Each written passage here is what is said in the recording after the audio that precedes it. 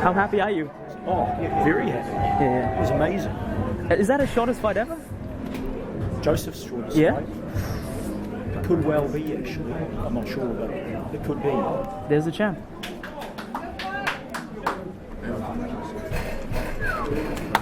All right. Yep. Well,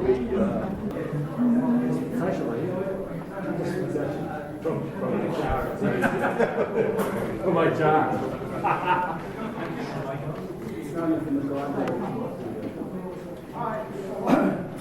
Right. Leave Nicky in there, but Made them all already. I'm going to hold it now. So I'm not only the trainer, I'm the holder of the burger. After he eats half it. Are you allowed to eat these? I know you're bad information. You should have one after. I get all the good jobs. Are you sure on those who are just eating them all yourself? Sorry, I was. This is the spoils that coming down into the cardboard. Come on, Logan. Sorry. Before the fight, Kevin said take it easy on the oysters, and he said as soon as you finish, you can have a As tub. many as you So can they eat. brought me a tub to get ready. You don't want to have too many of those. You know what happens when that happens. I think my stomach can take it. About that, but yeah. Joe, that was pretty quick. Yeah, it You ever was. had quick? You know, going into the fight, I was confident and ready. I was happy with the preparations. And I was prepared to go 12 rounds, and my fitness was good. And what Kevin said to me before the fight was, this guy has his hands up. We either catch him around his hands, or we either catch him on the inside of the arm. So when I heard him screaming in the corner, Joseph, just calm down and box and don't get into a brawl, I sort of like went to the side and I just sort of planted my feet and sort of calmed down. And when I saw opportunity, I took the event right, which landed on the temple. And so I felt it connected real well, and then I looked down and he was on the ground. So like I say, I'm happy with the result. We trained for 12 rounds, but it was a short fight, so we just have to be prepared for the next one. Do you have to go for a 12k run or something like that now just to get the rest of it over? I have a burger and some oysters. Another burger. Relax for, take some time to relax and recover, and then start training. You came in, sort of going through your mind in the first 20, 30 seconds. What was going through my mind was that Kevin was right. He's going to come for it. He's not going to just sit around and try and box me. I got height and reach on him, so I knew he was going to come strong, and we were prepared for it. You took a pretty risky approach, didn't you? I mean, when you throw yourself out there like that, there's a good chance you can get yourself knocked out as well, right? That's the only approach. So he couldn't afford it any other way. He couldn't come out and box Joe. He would have got a terrible beating. He had to come out and try and win the fight. And taking the fight to Joe was his way and Jeff's way of trying to win the fight. He came out. He let his right hand go, but it was like we knew it wasn't going to be damaging to us. We knew it could be if we stood there, but we trained very, very hard for this fight. I was very surprised that the fight went one round. I said to Joe, I think we're really going to have 4 or 5 tough rounds with this guy before we beat him down. I expected Joe to beat him down, but I didn't expect it to be a one round. The real art of boxing is taking the opportunities, though, isn't it? Well, I think the real art of boxing is, but I think the biggest impact on tonight is that we were fighting in Joseph's biggest, highest profile fight here in New Zealand, and the fight lasted 1.5 minutes. And I still go back to 2.5 years ago when the media and other people in New Zealand said Joseph Parker can't punch. Well, I think everybody knows that Joseph Parker hits as hard as any heavyweight in the world. And I'm damn sure that fight being on ESPN and being seen by a lot of people around the world, and with Joe's growing profile, that we've sent some more shudders into the heavyweight division. So can you talk us through that? Because it's so quick for most people seeing it. They barely even see you punching you so fast. So when you hit him like that and knock him out, what did you feel? In the beginning, before I knocked him out, I was feeling, like what I said, just have to calm down. I was pretty excited, when I look around and see an amazing crowd and fighting in a big stadium. I'm really excited. With the punch. With the punch. When you hit him, do you feel it in your fist? Do you feel? Oh, definitely. When what we've been learning in training camp is sitting down on my punch. Sometimes I stand upright, and Kevin explained to me that that's when you have less power. So when I sat down on a punch, I felt it landed clearly, and then I could see the results when he went down. And you knew immediately, like when you feel that connection, do you know? You can definitely feel it when it hits, and then just walk back to neutral corner and relax and wait for the ring. You have to pick someone pretty good now, Kevin, because he's not getting those big long fights that you Well, kind of see. Well, I don't know about picking someone pretty good. We've got a path that we've planned for Joe, and you all know that we've got an opponent that we're naming on Tuesday next week. We might want to bring Mr. Higgins in now, our promoter, and he might be able to shine a wee bit of light on I'd what's say, happening Tuesday. so how good was Invercargill? I want to pay tribute to Invercargill and Southland. They really turned out tonight. It's probably the most amazing atmosphere I've ever seen in promotions I've been involved in. So I think the challenge is down for Auckland, and I'll be honest, Auckland will do well to match the turnout and atmosphere we had tonight. As Kevin says, on Tuesday we're going to announce an even bigger opponent, possibly the biggest fight New Zealand's had. Won't give any details today, that'll be Tuesday. And I also want to pay tribute to Joseph and Kevin Barry here, because, you know, for Dean Lonergan and I, boxing's a business, it takes a long time, you invest over a long period of time. They're making us very proud. I mean, it's stunning what they're achieving in such a short space of time. Joseph Parker is the youngest heavyweight in the top 10 by country mile. I think the next youngest is Joshua, perhaps. So it's pretty amazing what he's achieving at his age. And you know, that was a clinical destruction of the WBO world number 14 tonight.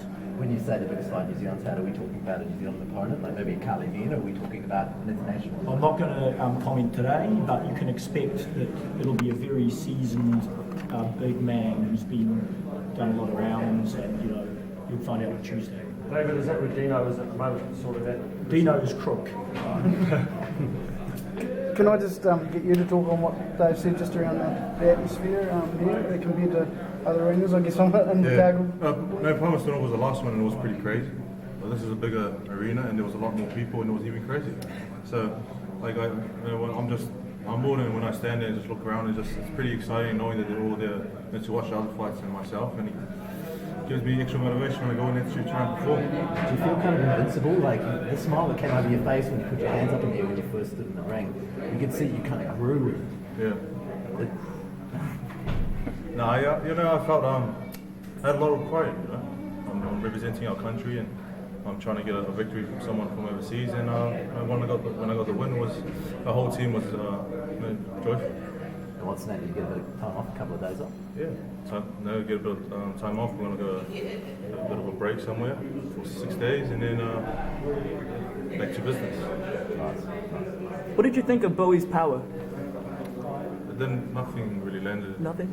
In the first round or first, yeah. So I didn't really sort of get a feel of how much power he had. But I know he had power. You know, he like knocked down Jennings and Jennings went 12 with Klitschko, and you know, he knocked down a lot of like 17 knockouts, which is more than the fights I've had. So I think they got power. Is this the shortest fight of your career? Yeah. Amazing. Yeah. Both amateur and pro. Yeah, but Go back to that Klitschko thing earlier in the year. Is this sort of stuff you learned back then the opportunity to bring that sort of stuff out now, or is this just a case I think the Klitschko camp is a totally different. I learned different things in the Klitschko camp because he was a lot taller. And with every camp, Kevin's teaching new things all the time, and they were learning different techniques and skills and combinations to try and approach fighters that were fighting at the time. For you, Kevin, you've had other fighters as well, though, but where does this sort of rank for you at the moment, just his progression in terms of his career? I think this is very special considering, you know, Joe's been a professional now for a little over 3 years. What he's able to achieve and the way he's achieving it is very special. You know, and I think that we have a fighter who's well on his way to being a very, very good fighter. You know, so all the hype behind Joseph Parker, he's backing it up with his performances in the ring. And you know, we're both working very, very hard as a team. Our company's working very, very hard, and together I think we've got a very good unit that's preparing this young man for something big in the future. You think the WBO out in the ring, that's what you're going after? You'd like to have a shot at Klitschko, not Deontay Wilder? No, I was thanking them because, you know, we're now hopefully going to be ranked in their top 5.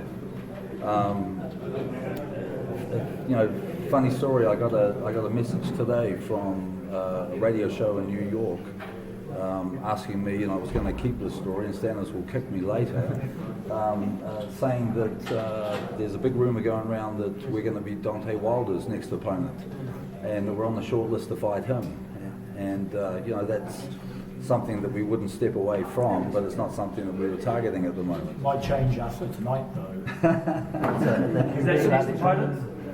No, I mean, boxing's full of rumours, but I think Joseph will be ready for a lot of those guys in the top 5 right now. So if they said Wilder said we're keen, we'd go straight away. Be ready to go. You know, we would definitely have a look at it. I personally would like to give Joe a little bit more time. It's not that I'd be dodging a guy like that, but I mean, why would we fight somebody who's been a professional for 7 years, preparing himself to be where he is at the moment, when Joe's been a professional for 3? So, you know, when we fight for the title, we want to be ready to win it. It's not the winner's not getting a title shot. The winner's becoming the champion. How much tougher is your job going to be over those next sort of 12 months, though, getting ready for those bigger and better opponents? You know, my job's been pretty full on with Joe right from the beginning. He's gone through different phases and different stages, and he's been learning different things along the way. And as he gets better, I can introduce him to more. And you know, he is just about every training camp. We're doing something different, and he's giving me more improvement and more development, which gives me a lot more confidence, which gives our team a lot more confidence. You know, this young man, everything we're doing, he's backing it up. So at the moment, I think the sky's the limit, you know, because we don't look like we're slowing down, and we don't look like we've reached our peak. Believe me, we're a long way away from it. Kevin, given what you just said in the nature of tonight's win, does it make it harder for you to find opponents willing to get in the ring with them? Because obviously they have a bit to lose as well. We've had this problem for a long time, Dave, haven't we? Well, it comes down to money. So when Joe performs like tonight, destroying the WBO world number 14, it just means guys need to be paid a lot more to come and fight him. So everyone has a price, but the price skyrockets when you perform like that. So it's about timing and money. And how does that relate to your ticket sales back here? If you bring in a bigger guy, does that make it harder for you guys to make money? As Joe performs like that, the fans will buy more, the show generate more money, we can afford better opponents. It's a bit of a chicken-egg situation, and you kind of build the fan base and the quality. And I think you'll look at us over time, the team, Kevin, Joe, the team are doing pretty well. I mean, remember the days when Kiwi fighters were fighting once every 6 months or whatever. We're fighting every couple of months, 2-3 months on purpose, build momentum. I think we've got good momentum. So expect to see Joseph Parker every 2 or 3 months against quality opponents, and we'll be stepping it up. We don't know the figures yet. I have a hunch it might be his best yet, just on the early indications. They're fighting a lot. That's a pretty old school method. A lot of those very classic boxers did it a lot. I mean, was it something that fighters went away from and would come back to? No, we didn't do it because we're copying anyone from the past. We're doing it because we worked out it was the best thing for Joseph Parker. And you know, early in his career, when we had like a 6-month break, we had 2 tours, nothing. We found that didn't work well. If you get a stand up, somebody's doing that, Once we started doing YouTube's amazing. They were talking about 5 times a year. The results stacked up, and it really works for them. 1-0, Kev. 1-0. I want to fight you now. I know you do. I know you do. No, listen, just to be honest, I would never change the game plan. What I expected, knowing that Kevin's with Joseph, and I knew that Joseph was going to have a choice tonight to make, either stand there and dig deep or get knocked out. He stood there and he traded blows with Bowie, who tried to knock him out. And if Bowie would have landed, who knows what would have happened.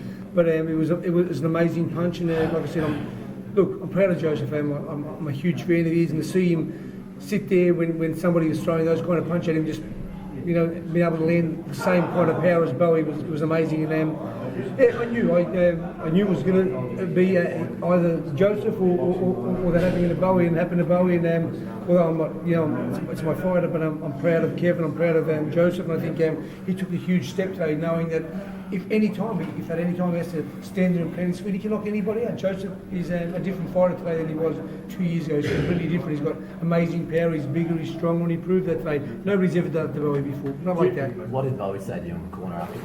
He didn't really even know. To be honest, when I seen what Bowie done in the first minute was exactly what we planned. I thought it was great. I seen Joseph breathing and thinking, wow, what's happened here?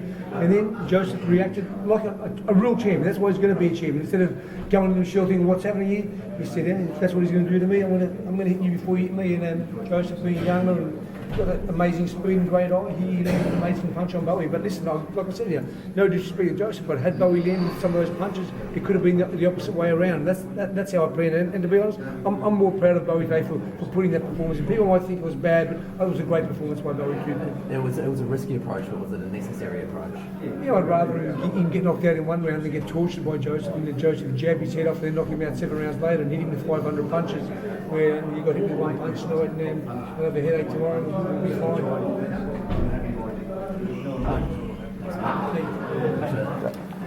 Can I check with you just Well done.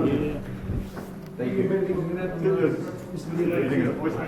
Slow one down. Let's go slow down. Let's go around the side and slow one into your mouth. How many on? One more. One more.